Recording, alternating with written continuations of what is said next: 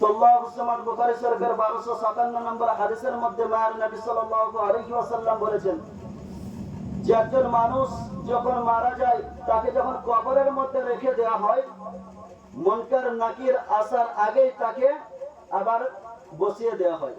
কেমন ভাবে? যেমন ভাবে মানুষ মুসাল্লার মধ্যে যায়, নামাজের মধ্যে বসে থাকে, যেমন ভাবে নামাজ পড়ার মতো বসে যায়, ঠিক একই ভাবে বসিয়ে দেওয়া হয়।